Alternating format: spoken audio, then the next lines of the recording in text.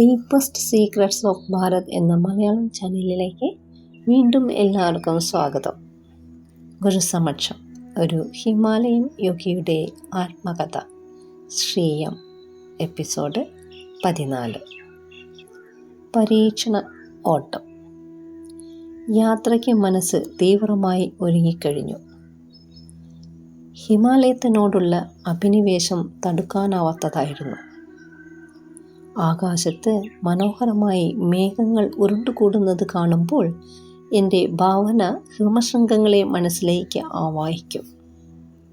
ഹിമസാന്ദ്രമായ എൻ്റെ മനസ്സ് പാറക്കുന്നുകളുടെ ചിത്രങ്ങൾക്ക് ധവളിമ നൽകാൻ പ്രേരിപ്പിച്ചു. അതിവിദൂരതയിൽ നിന്നുകൊണ്ട് ഹിമാലയം എന്നെ മാടി വിളിച്ചുകൊണ്ടിരുന്നു. ഞാൻ കാണുന്ന സ്വപ്നങ്ങളിൽ മഹാന്മാരായ യോഗികളെ കാണും.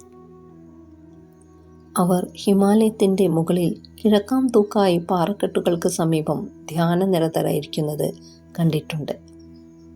ഒരിക്കൽ സ്വപ്നത്തിൽ കാണാനിടയായ യോഗി എനിക്ക് 9.5 വയസ്സുണ്ടായിരുന്നപ്പോൾ പ്ലാവിൻ ചുവട്ടിൽ വെച്ച് കണ്ട അതേ യോഗിയായിരുന്നുവെന്ന് ഉറപ്പായിരുന്നു.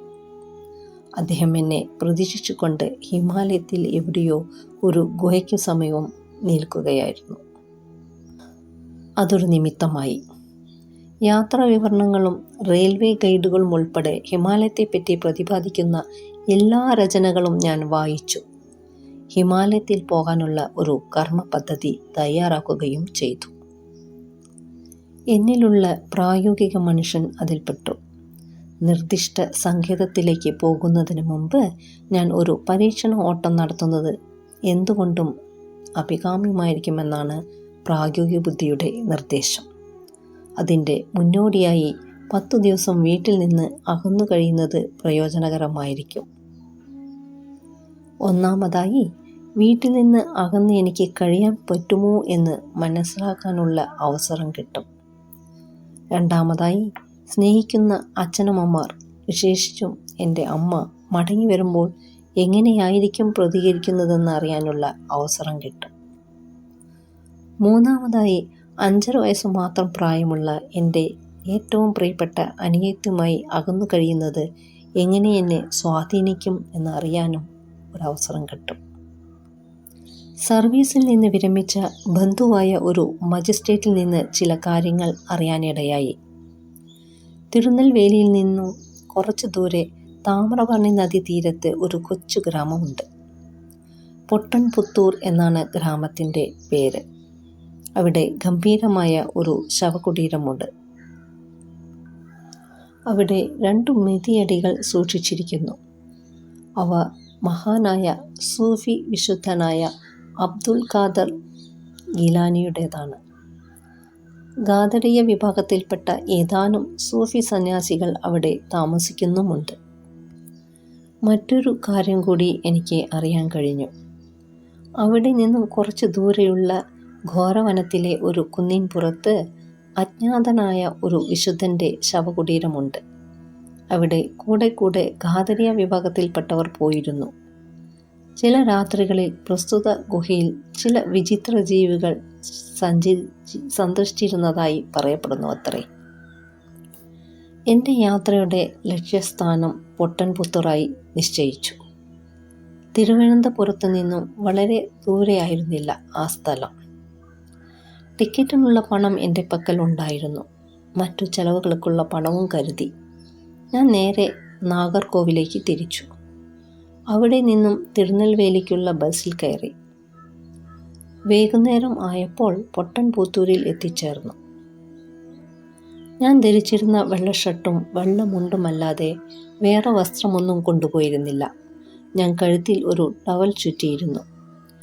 ഞാൻ എവിടേക്ക് പോകുന്നു എന്നതിനെപ്പറ്റി ആർക്കും ഒരു വിവരവും ഇല്ലായിരുന്നു.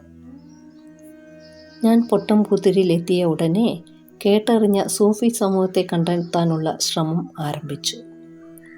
വെള്ളം നിറം പൂശിയ ഒരു വലിയ ഭവനമുണ്ടെന്നും അവിടെ നിന്നും വളരെ ദൂരെയല്ല പ്രസ്തുത ശവകുടീരമെന്നും ചിലരിൽ നിന്ന് അറിയാൻ കഴിഞ്ഞു. ശവകുടീരത്തിൻ്റെ സമീപത്ത് ഒരു പള്ളിയുണ്ട്. പ്രസ്തുത പള്ളിയിലാണ് സൂഫി വിഭാഗത്തിലെ തലവനായ ഷേഖ് പരമ്പരാഗതമായി താമസിക്കുന്നത്. തലവനെ ഇനാന്താർ എന്നും വിളിക്കുന്നുണ്ട്. ഞാൻ ഷേഖിൻ്റെ ബംഗ്ലാവ് സന്ദർശിച്ചു. അവിടെ അല്പസമയം കാത്തുനിന്നതിന് ശേഷം അകത്തേക്ക് പ്രവേശിക്കാനുള്ള അനുമതി കിട്ടി. ഞാൻ അദ്ദേഹത്തെ കണ്ട് അത്ഭുതപ്പെട്ടു. അദ്ദേഹം ധരിച്ചിരുന്നത് സാധാരണ വേഷമായിരുന്നു. വെള്ള ഷർട്ടും വെള്ള ട്രൗസറും. മധ്യവയസ്കനായ അദ്ദേഹം കാഴ്ചയിൽ സുന്ദരനായിരുന്നു. ചെറിയ മീശയും ഭംഗിയായി വളർത്തിയ താടിയും ഉണ്ടായിരുന്നു. തലപ്പാവുമില്ല, തൊപ്പിയുമില്ല. അദ്ദേഹം ഇരുന്നിരുന്ന കസേരയുടെ പിന്നാലെ ചുവരിൽ ഒരു ചിത്രം തൂക്കിയിട്ടിരുന്നു. കാണാൻ പ്രൗഢിയുള്ള ആൾ ധരിച്ചിരുന്നത് പച്ച നിറമുള്ള കുപ്പായവും കാവി നിറമുള്ള തലപ്പാവുമായിരുന്നു. നീണ്ട താടിയും ഉണ്ടായിരുന്നു. ഞാൻ ചിത്രത്തിലേക്ക് ശ്രദ്ധിക്കുന്നത് കണ്ട് അദ്ദേഹം പറഞ്ഞു, "അത് എൻ്റെ അച്ഛൻ്റെ ഛായാചിത്രമാണ്." ഞങ്ങൾ അനൗപചാരികമായി പല വിഷയങ്ങളെപ്പറ്റി സംസാരിച്ചു. ഞാൻ അവരുടെ സൂഫി സമ്പ്രദായത്തിൽ ചേരാൻ ആഗ്രഹിക്കുന്നുവെന്ന് അറിയിച്ചപ്പോൾ അദ്ദേഹം വിനീത സ്വരത്തിൽ വിസമ്മതിച്ചു. അതിന് 2 കാരണങ്ങളാണ് അദ്ദേഹം പറഞ്ഞത്. സൂഫി സമ്പ്രദായത്തിൽ ചേരുന്നതിന് കുറഞ്ഞത് 40 വയസ്സെങ്കിലും ആയിരിക്കണം. സൂഫിയിൽ നയിക്കുന്നത് പൂർണ്ണ ജീവിതമാണ്. അതിനാൽ ഈ സമ്പ്രദായത്തിൽ ചേരാൻ ആഗ്രഹിക്കുന്ന സാധകൻ വിവാഹിതനായിരിക്കണം. ഞാൻ അവിവാഹിതനായതുകൊണ്ട് ഇനിയും കാത്തിരിക്കണം. എന്നാൽ സൂഫി സമൂഹത്തിൽ ചേർക്കുന്നതിനുള്ള തടസ്സം പറഞ്ഞുവെങ്കിലും അദ്ദേഹം സൂഫി സിദ്ധാന്തത്തെ സംബന്ധിക്കുന്ന എല്ലാ കാര്യങ്ങളെപ്പറ്റിയും ചർച്ച ചെയ്യാനുള്ള സന്നദ്ധത പ്രകടിപ്പിച്ചു. ഞാൻ ഡോർമിറ്ററിയിൽ കിടന്നുറങ്ങിക്കൊള്ളാം എന്ന് പറഞ്ഞപ്പോൾ അദ്ദേഹം മനസ്സില്ലാ മനസ്സോടെ സമ്മതിച്ചു. പക്ഷേ ഭക്ഷണം തന്നോടൊപ്പം ഇരുന്ന് കഴിക്കണമെന്ന് നിർബന്ധിച്ചു. ഞാൻ പള്ളിയിലേക്ക് പോയി. രാത്രി സുഖമായി ഉറങ്ങി. അതിരാവിലെ പ്രാർത്ഥന ചൊല്ലുന്നത് ഞാൻ കേട്ടുണർന്നു. വെറും ഔപചാരികമായ ചടങ്ങായി നമാസ് ചൊല്ലുന്നതിൽ എനിക്ക് വിശ്വാസമില്ലായിരുന്നു. എങ്കിലും ഞാൻ നമാസ് ചൊല്ലുന്ന അവരോടൊപ്പം ചേർന്നു. അതിനുശേഷം ഞാൻ വജ്രാസനത്തിലിരുന്ന് ധ്യാനിച്ചു. പള്ളിയുടെ കൂരയിൽ കൂടുകെട്ടി പാർത്തിരുന്ന പ്രാവുകളുടെ ശബ്ദം നിരന്തരം കേട്ടുകൊണ്ടിരുന്നു. ഞാൻ ഷേഖിനോടൊപ്പം ഇരുന്ന് പ്രാതൽ കഴിച്ചു. അത് കഴിഞ്ഞ് ഖാദറിയ സമ്പ്രദായത്തിലെ ചില സന്യാസികളുമായി സംസാരിച്ചു. സൂഫി സമ്പ്രദായത്തിലെ തലവനെ പോലെയായിരുന്നില്ല അവരുടെ വേഷം. അവർ സൂഫി സന്യാസിമാരുടെ പരമ്പരാഗതമായ വേഷമാണ് ധരിച്ചിരുന്നത്. അവർ താടി വളർത്തിയിരുന്നു. കാവി തലപ്പാവും ധരിച്ചിരുന്നു. ഷേഖ് അവർക്ക് എന്നെ പരിചയപ്പെടുത്തി കൊടുത്തു. ആദ്യ ദിവസം അദ്ദേഹവുമായി നടത്തിയ ചർച്ചകളെപ്പറ്റിയും അദ്ദേഹം പരാമർശിച്ചു. ഉച്ചയ്ക്ക് ഭക്ഷണ സമയത്തും ഞാൻ ഷേഖിനെ കണ്ടു. അദ്ദേഹത്തിൽ നിന്നും സൂഫി തത്വ സംഹിതകളെപ്പറ്റിയും അനുഷ്ഠാനങ്ങളെപ്പറ്റിയും പല കാര്യങ്ങളും ഗ്രഹിച്ചു. അദ്ദേഹം കസഫ് അൽ മബൂബ് എന്ന ഗ്രന്ഥത്തിൽ നല്ല ഇംഗ്ലീഷ് തർജ്ജമ എനിക്ക് വായിക്കാൻ തന്നു. ഈ ഗ്രന്ഥം രചിച്ചത് അലി ഹുജിവാരി ആണ്. അത് സൂഫി തത്വസംഹിതകൾ അടങ്ങിയ ഒരു മഹത്തായ കൃതിയാണ്. സർദാർ ഇക്ബാൽ അലിഷ രചിച്ച ദി സൂഫീസ് എന്ന ഗ്രന്ഥവും വായിക്കാൻ തന്നു. അദ്ദേഹം സമ്പ്രദായത്തിലെ ഒരു മുതിർന്ന അംഗത്തെ സൂഫി സമ്പ്രദായത്തെപ്പറ്റി എന്നോട് ചർച്ച ചെയ്യാൻ നിയോഗിച്ചു. പകലും രാത്രിയിലും ആനന്ദകരമായ ധ്യാനത്തിൽ മുഴുകാൻ കഴിഞ്ഞു. സന്തോഷപ്രദമായിരുന്നു അവിടെ കഴിച്ചുകൂട്ടിയ സമയം. കഴിക്കാൻ നല്ല ഭക്ഷണവുമാണ് കിട്ടിയിരുന്നത്. 7 ദിവസങ്ങൾ പിന്നിട്ടു. ഞാൻ ഗുഹയിലേക്ക് പോകുന്ന വിഷയം അവതരിപ്പിച്ചു. മാർഗനിർദ്ദേശങ്ങൾ ആവശ്യപ്പെടുകയും ചെയ്തു. മാർഗനിർദ്ദേശങ്ങൾ നൽകപ്പെട്ടിരുന്നെങ്കിലും ഷേഖ് ഞാൻ ഒറ്റയ്ക്ക് പോകുന്നതിനോട് വൈമനസ്യം പ്രകടിപ്പിച്ചു. ഇടതൂർന്ന വനപ്രദേശമാണെന്നും ആ സ്ഥലത്ത് പുള്ളിപ്പുലികൾ ഉണ്ടെന്നും പറഞ്ഞു. അതുപോലെ തന്നെ ഗുഹയിലേക്ക് പോകുന്ന വഴിയും സുഗമമല്ല. വഴി കണ്ടുപിടിക്കാനും പ്രയാസമാണ്. പോകാനുള്ള ഏർപ്പാടുകൾ ചെയ്തു. നല്ല പൊക്കമുള്ള ബലിഷ്ഠനായ സമുദായത്തിലെ ഒരു മുതിർന്ന ആളിനെ എൻ്റെ കൂടെ വരാൻ ചുമതലപ്പെടുത്തി. കോലാടിൻ്റെ കീഴ്ത്താടിയിലെ രോമക്കൂട്ടത്തിൻ്റെ ആകൃതിയിലുള്ള താടിമീശയുള്ള ആ മനുഷ്യൻ്റെ പേർ ഇബ്രാഹിം എന്നായിരുന്നു. അനേകം തവണ അവിടെ പോയിട്ടുള്ള ആളായിരുന്നു അദ്ദേഹം. അദ്ദേഹത്തെ സഹായിക്കാൻ വേണ്ടി ദൃഢഗാത്രനായ ഇരുണ്ട നിറമുള്ള ഒരു യുവാവിനെയും നിയോഗിച്ചു. അധികം സംസാരിക്കുന്ന പ്രകൃതക്കാരനായിരുന്നില്ല ആ യുവാവ്. ഒരു ദിവസം ഉച്ചയ്ക്ക് ഞങ്ങൾ ബസ്സിൽ കയറി. ഒരു മണിക്കൂർ കഴിഞ്ഞ് ഞങ്ങൾ വിജനമായ ഒരു ഗ്രാമത്തിലെത്തി. ഷേഖ് പറഞ്ഞതും തികച്ചും വാസ്തവമായിരുന്നു. അവിടം നിബിഡ വനപ്രദേശമായിരുന്നു. പല ഇടങ്ങളിലും കൂടെയുണ്ടായിരുന്ന സഹായി മുൾച്ചെടികൾ നിറഞ്ഞ കുറ്റിക്കാട് വെട്ടിനിർത്തിയാണ് മുന്നോട്ടു പോകാനുള്ള വഴി ഒരുക്കിയത്. അങ്ങിങ്ങായി ഗോത്രവർഗക്കാർ ആരാധിക്കുന്ന ഭയാനകമായ പ്രതിമകൾ കണ്ടു. അവർ ദുർമന്ത്രം ചെയ്യാൻ വൈദഗ്ധ്യം നേടിയവരായിരുന്നു. ചില ഇടങ്ങളിൽ മൃഗങ്ങളുടെ തലകളും വെട്ടിമാറ്റിയിട്ടിരിക്കുന്നത് കണ്ടു. അവ വനദേവതകൾക്ക് നൽകപ്പെട്ട ബലിയാണ്. അന്തരീക്ഷമാകെ ഭയാനകമായിരുന്നു.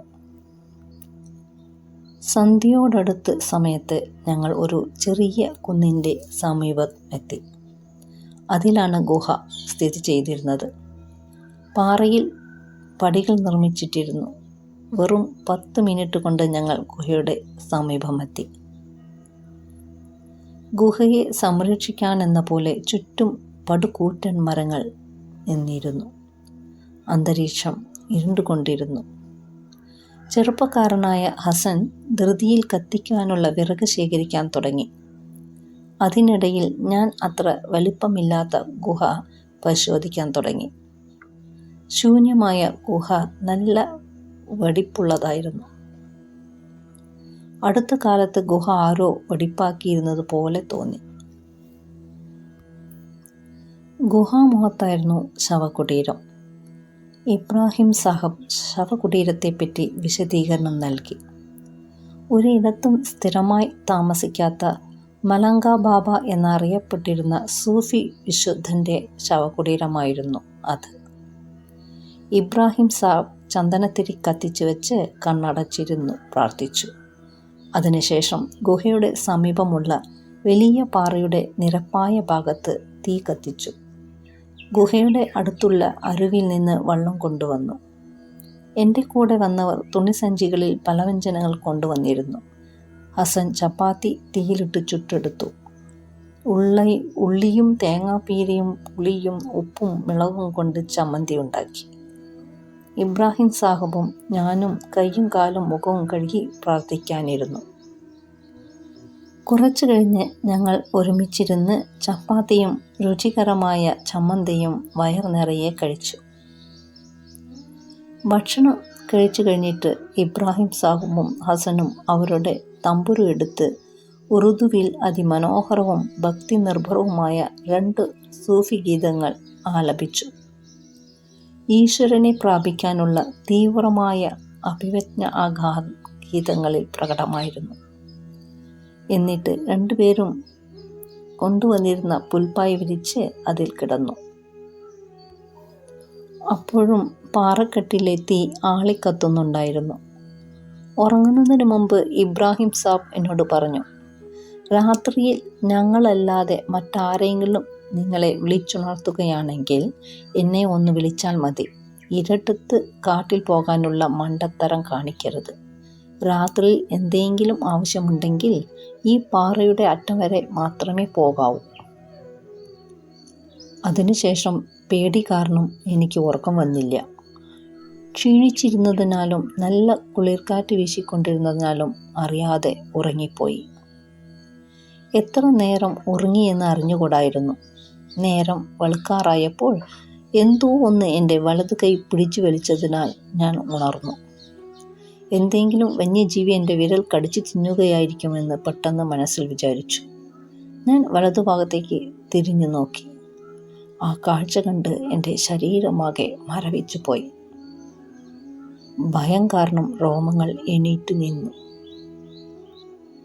എൻ്റെ അരികിൽ കക്ഷത്ത് ചൂലുമായി വിരൂപിയായൊരു കിഴവി ദുഃഖം തളം കെട്ടി നിൽക്കുന്ന മുഖവുമായി മുട്ടുകുത്തിയിരിക്കുന്നത് കണ്ടു. അവളുടെ അസ്ഥിമാത്രമായ വിരൽ കൊണ്ട് എൻ്റെ വലതുകൈ പിടിച്ചു വലിച്ച് ദയനീയമായ സ്വരത്തിൽ മന്ത്രിച്ചു. "മോനെ വാ, എൻ്റെ കൂടെ വാ, ഞാൻ പ്രായം ചെന്ന രോഗിയാണ്. എൻ്റെ കൂടെ വന്ന് എന്നെ സഹായിക്കൂ, വാ." പൊടുന്നനെ ഇബ്രാഹിം സാഹിബിൻ്റെ മുന്നറിയിപ്പ് മനസ്സിലേക്ക് പാഞ്ഞെത്തി. എനിക്ക് എൻ്റെ തൊട്ടടുത്ത് കിടക്കുകയായിരുന്ന ഇബ്രാഹിം സാഹിബിനെ ഇടത് കൈകൊണ്ട് തൊടാനോ സഹായത്തിനു വേണ്ടി നിലവിളിക്കാനോ കഴിഞ്ഞില്ല. എൻ്റെ ശരീരം മുഴുവനും എൻ്റെ കണ്ടനാളവും മരവിച്ചതുപോലെ അനുഭവപ്പെട്ടു. ഭയഗ്രസ്തനായിരുന്നു ഞാൻ. വൃദ്ധസ്ത്രീ തൻ്റെ മുഖം എൻ്റെ മുഖത്തോട് അടുപ്പിക്കുകയായിരുന്നു. അഴുകിയ മാംസത്തിൻ്റെ ദുർഗന്ധം എൻ്റെ മൂക്കിലേക്ക് തുളച്ചു കയറിക്കൊണ്ടിരുന്നു. ഞാൻ കണ്ണുകൾ ഇറുക്കിയടച്ചു. എന്നിട്ട് അവസാനമായി ഒരു ശ്രമം നടത്തി നോക്കാൻ ഉറച്ചു. ഞാൻ എൻ്റെ എല്ലാ ശ്രദ്ധയും ഹൃദയചക്രത്തിൽ കേന്ദ്രീകരിച്ചു. അപ്പോൾ വെള്ളി പോലെ തിളക്കമാർന്ന ഒരു പ്രകാശനാളം അവിടെ നിന്നും ബഹിർഗമിച്ചുകൊണ്ട് സഹായാർത്ഥം ഇബ്രാഹിം സാഹിബിൻ്റെ അടുത്തേക്ക് പോയി. ഫലമുണ്ടായി. എൻ്റെ ഇടതുവശത്തു നിന്നും ഒരു നിലവിളി കേട്ടു. അതോടൊപ്പം ഇബ്രാഹിം സാബ് പിടഞ്ഞെണീറ്റു. അടുത്ത നിമിഷം തീക്കൊണ്ടത്തിൽ നിന്നെടുത്ത ഒരു തീക്കൊള്ളിയും കയ്യിലേന്തി അദ്ദേഹം എൻ്റെ അടുത്തേക്ക് വന്നു. അദ്ദേഹത്തിനും ആ പിശാചിനെ കാണാൻ കഴിയുന്നുണ്ടെന്ന് ഞാൻ ഊഹിച്ചു. തമിഴിൽ ഉച്ചത്തെ എന്തോ ജപിച്ചു. മായാരൂപം അപ്രത്യക്ഷമായി. ഞാൻ എണീറ്റിരുന്നു. കുറച്ച് സമയത്തേക്ക് അനങ്ങാൻ കഴിഞ്ഞില്ല. അപ്പോഴേക്കും ഹസനും എണീറ്റ് അമ്പരപ്പോടെ നോക്കി. എന്താണ് സംഭവിച്ചതെന്ന് ഞാൻ ചോദിച്ചപ്പോൾ അദ്ദേഹം ഇത്രമാത്രം പറഞ്ഞു: കാട്ടിൽ ശരീരം നഷ്ടപ്പെട്ട ആരോ ആയിരിക്കും, ഏതോ പിശാച്. അദ്ദേഹം കൂടുതലൊന്നും പറഞ്ഞില്ല. രാവിലെ കുളി കഴിഞ്ഞതിന് ശേഷം ധ്യാനിച്ചു. പിന്നീട് മടക്കയാത്രയ്ക്ക് ഒരുങ്ങി. എനിക്ക് 2 രാത്രി കൂടി അവിടെ തങ്ങിയാൽ കൊള്ളാമെന്നുണ്ടായിരുന്നു. പക്ഷേ രാത്രിയിലെ ഞെട്ടിപ്പിക്കുന്ന അനുഭവം കാരണം വേണ്ടെന്ന് വെച്ചു. ഇബ്രാഹിം സാഹിബും ഹസനോടും ഒപ്പം ഞാൻ മടങ്ങി. ഒരു ദിവസം കൂടി പൊട്ടൻപുത്തൂരിൽ തങ്ങി. ഞാൻ ഇനാന്താറിനോട് വിട പറഞ്ഞു. ബസ്സിൽ കയറി വൈകുന്നേരമാകാറായപ്പോൾ തിരുവനന്തപുരത്തെത്തി. ലോക്കൽ ബസ്സിൽ കയറി വീട്ടിൽ പോകാൻ പണമില്ലായിരുന്നു. അതിനാൽ നടന്നാണ് വീട്ടിലെത്തിയത്. ഞാൻ വീട്ടിൽ നിന്നും തിരിച്ചപ്പോൾ ധരിച്ചിരുന്ന അതേ വേഷമാണ് അപ്പോഴും ധരിച്ചിരുന്നത്. ഞാൻ ഷേവ് ചെയ്തിട്ടില്ലായിരുന്നു. വസ്ത്രവും മുഷിഞ്ഞിരുന്നു. എന്നെ കണ്ടാൽ അലഞ്ഞു തിരിഞ്ഞു നടക്കുന്നവൻ ആണെന്ന് തോന്നിക്കും. എന്നെ ആദ്യം കണ്ടത് എൻ്റെ അമ്മയായിരുന്നു. അവർ എന്നെ കെട്ടിപ്പിടിച്ചു കരഞ്ഞു. എൻ്റെ സഹോദരി എന്നെ കണ്ട് ഉത്സാഹഭരിതയായി. എൻ്റെ മുറിയിൽ വന്ന് എൻ്റെ കൂടെ കളിക്കാം എന്ന ചിന്തയാണ് അപ്പോൾ അവൾക്കുണ്ടായത്. മറ്റേ സഹോദരി സന്തോഷം പുറമേ കാണിച്ചില്ല. എന്നാൽ സന്തോഷവതിയാണെന്ന് എനിക്ക് ഊഹിക്കാൻ കഴിഞ്ഞു. അച്ഛനാകട്ടെ 1 മാസത്തോളം എന്നോട് സംസാരിച്ചില്ല. പിന്നീട് അദ്ദേഹത്തിൻ്റെ മനസ്സലിഞ്ഞു. ആയിടെ ഞങ്ങൾ ഒരു പുതിയ വീട്ടിലേക്ക് താമസം മാറ്റിയിരുന്നു. വീട്ടിലെ കോവണിപ്പടികളുടെ മുകളിൽ ഒരു ചെറിയ മുറിയുണ്ടായിരുന്നു. ചന്ദ്രവിലാസം എന്നായിരുന്നു വീടിൻ്റെ പേര്. ഞാൻ മുറിയിലിരുന്ന് കൂടുതൽ സമയം ധ്യാനിക്കാൻ വിനിയോഗിച്ചു. അക്കാലത്ത് വീട്ടിൽ നിന്നും അകന്നു കഴിയാനുള്ള ആഗ്രഹം പ്രബലമായിക്കൊണ്ടിരുന്നു. എൻ്റെ സുഹൃത്തുക്കളോടും കുടുംബത്തിനോടും പുലർത്തിയിരുന്ന മമത്വം ഇല്ലാതിരിക്കുന്നതിന് ഞാൻ സ്വയം നടത്തിയ പരീക്ഷണത്തിൽ വിജയം കൈവരിക്കുകയുണ്ടായി. ഹിമാലയത്തിലേക്ക് പറന്നുയരാൻ എൻ്റെ മനസ്സ് വെമ്പൽ കൊണ്ടു. എനിക്ക് വേണ്ടി ആരോ അവിടെ കാത്തിരിക്കുന്നതായി എൻ്റെ മനസ്സ് മന്ത്രിച്ചു. ഓരോ ദിവസം കഴിയുന്തോറും ഹിമാലയത്തിലേക്കുള്ള ആഹ്വാനം ശക്തി പ്രാപിച്ചു കൊണ്ടിരുന്നു. ഞാൻ അതിനുള്ള ശരിയായ അവസരം കാത്ത് കഴിയുകയായിരുന്നു. അതിനുള്ള അവസരം വന്നു ചേർന്നത് പരീക്ഷാ ഫീസ് അടയ്ക്കാൻ വേണ്ടി എനിക്ക് കിട്ടിയ പണത്തിലൂടെയാണ്. ആ പണം മറ്റൊരു പരീക്ഷ പാസ്സാക്കാൻ വേണ്ടി വിനിയോഗിക്കാനുറച്ചു. അത് ഇതിനേക്കാൾ പ്രധാനപ്പെട്ട പരീക്ഷയാണ്. എന്ന എൻ്റെ സുഹൃത്ത് മാത്രമേ ഞാൻ ദീർഘയാത്രയ്ക്ക് ഒരുങ്ങുന്ന വിവരം അറിഞ്ഞിരുന്നുള്ളൂ. അയാൾ എനിക്ക് കുറച്ച് പണം കൂടി തന്നത് എൻ്റെ യാത്രയ്ക്ക് സഹായകരമായി. ഇതോടെ 14-ാം എപ്പിസോഡ് അവസാനിച്ചു. വീണ്ടും അടുത്ത ആഴ്ച കാണാം. എല്ലാവർക്കും നമസ്കാരം. നന്ദി. ഹരി ഓം.